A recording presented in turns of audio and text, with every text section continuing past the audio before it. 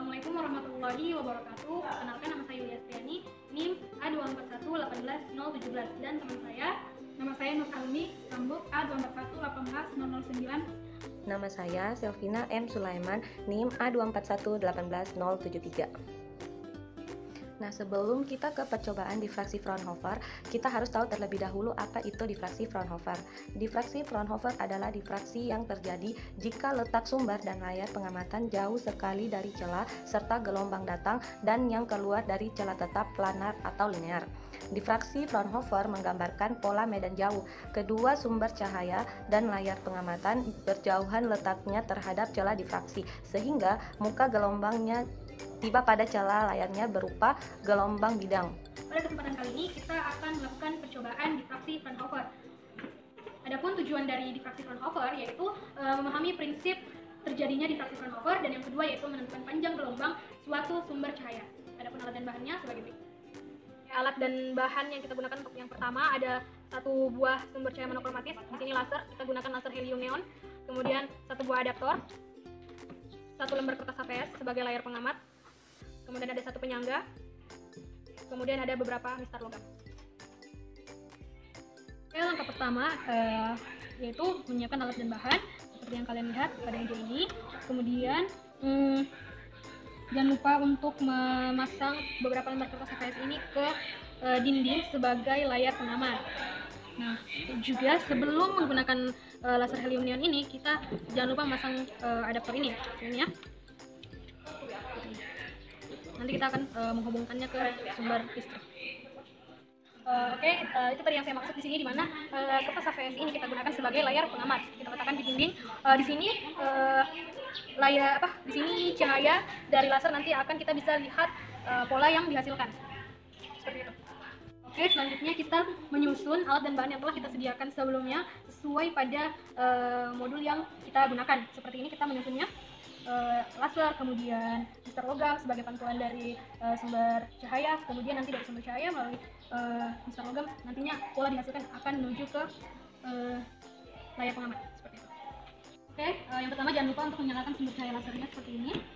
Kemudian kita aktifkan lasernya, kita tekan tombol on off ya, seperti ini ya. Bisa kita lihat ada cahaya yang terlihat pada layar pengamat.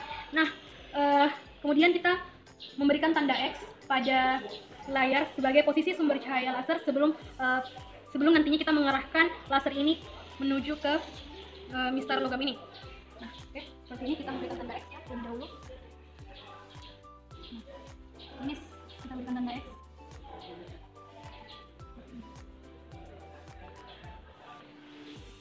Oke.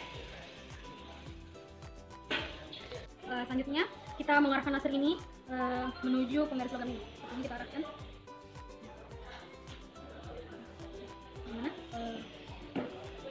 Untuk melihat pola yang dihasilkan lebih jelas, kita mematikan lampu pada ruangan. Nah, sehingga bisa kita melihat dengan jelas pola yang terbentuk dari sumber cahaya yang melewati penggaris logam. Seperti ini.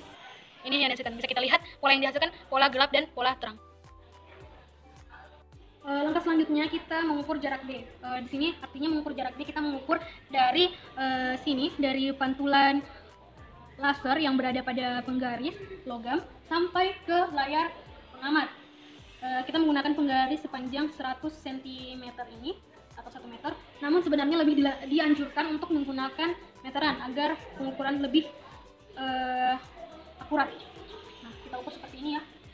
Kita ukur seperti ini sampai ke dari sini menuju ke layar menuju ke sumber pantulan ini. Itu. Oke, langkah selanjutnya kita bisa lihat telah terbentuk pola pada layar pengamat. Di sini terbentuk pola gelap dan pola terang. Nah, selanjutnya kita mengamati dari pola yang terbentuk ini pola cahaya mana yang paling terang. Nah, kita bisa mengamati pola yang paling terang. Pola yang paling terang ini kita beri tanda O pada kertas. Bisa kita lihat pola yang paling terang yaitu ini. Kita berikan tanda O pada kertas ya, seperti ini. Oke. Ini.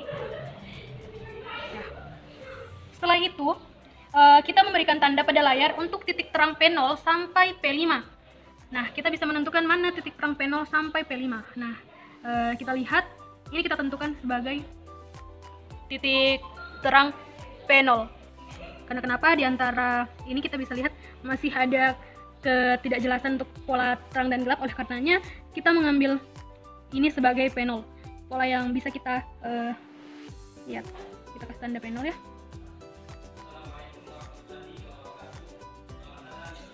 Nah, oke. Setelah P0 kita tentukan P1-nya. P1-nya di atasnya ini. P1, ini P2,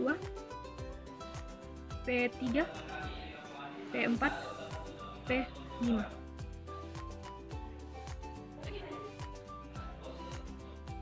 Oke, untuk langkah selanjutnya kita akan mengukur jarak dari titik terang pusat sampai ke X atau titik sumber cahaya. Kita ukur ya jaraknya.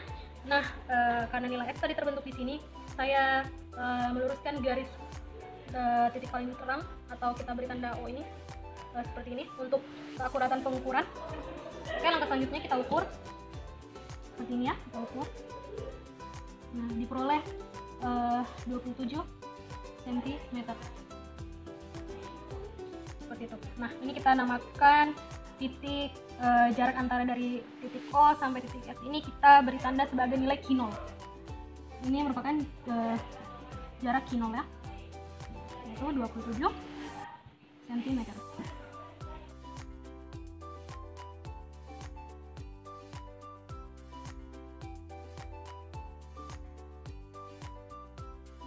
Nah, setelah teman-teman menyaksikan percobaan difraksi Fraunhofer tersebut, maka dapat ditarik kesimpulan bahwa menggunakan celah tunggal dan kisi kemudian akan terbentuk pola difraksi pada layar. Pembentukan pola difraksi pada layar dengan menandai pola yang terbentuk untuk celah tunggal dan kisi sehingga bentuk pola difraksi Fraunhofer yaitu pola gelap terang di layar, di mana pola terang terdiri dari terang pusat dan terang lainnya. Jadi dapat ditarik kesimpulan bahwa jarak antara celah berbanding terbalik dengan pola difraksi yang terbentuk, khususnya jarak atau simpangan antar pola terang. Artinya, semakin besar jarak antara celah, semakin kecil simpangan yang terjadi pada pola terang yang terbentuk. Sebaliknya, semakin kecil jarak antara celah, semakin besar simpangan pada pola terang difraksi yang terbentuk. Baiklah, itulah tadi percobaan kami di fraksi Fraunhofer. Terima kasih telah mengikuti. Kami ucapkan Assalamualaikum warahmatullahi wabarakatuh.